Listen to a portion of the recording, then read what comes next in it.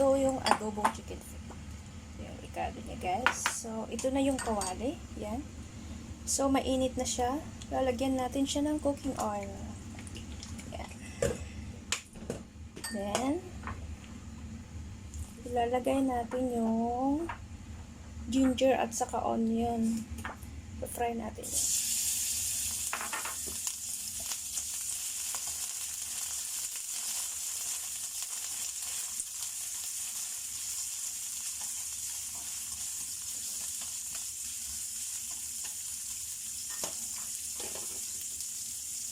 Just fry until aromatic, guys. Yung may smell mo, yung aromatic smell. Just fry.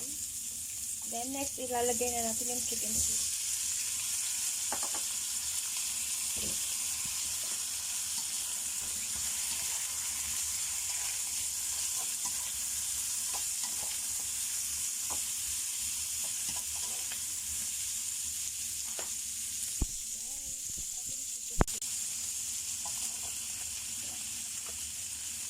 So, takpan muna natin siya. We need to cover it for a while. Yan. So, takpan muna natin siya, guys. Then, hayaan natin maluto saglit. Guys, itignan natin siya. Yan.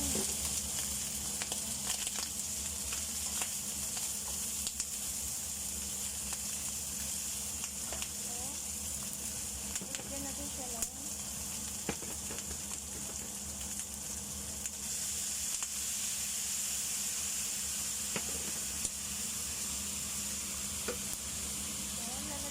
Siya ng kunting tubig.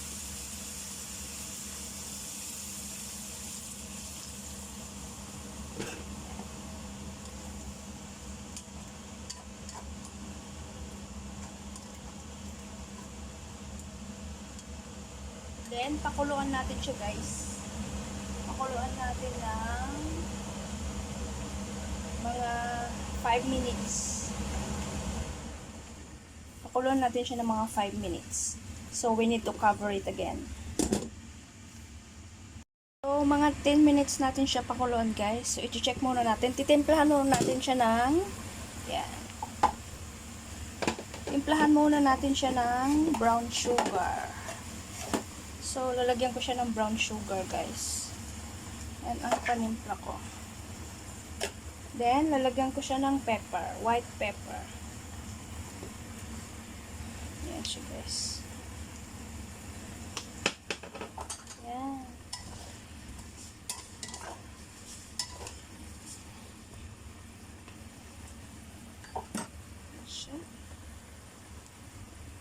Pakuluan natin siya ng mga 10 minutes. So, takpan ulit natin siya. Let's check. Left 3 minutes. Yan. Wow. Check na natin siya, guys. Yan. Ito pa sabaw. So, ang next na gagawin natin is ilalagay na natin yung chili. May chili ako, guys. Lalagay na natin yung chili.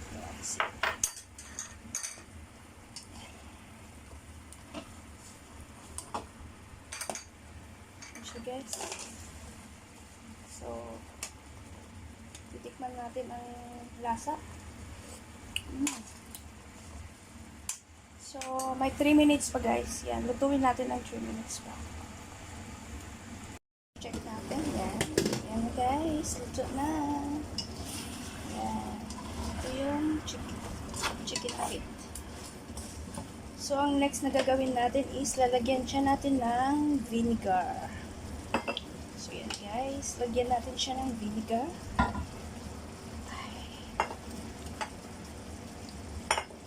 Yan. Lagyan natin siya ng 1 tablespoon of vinegar.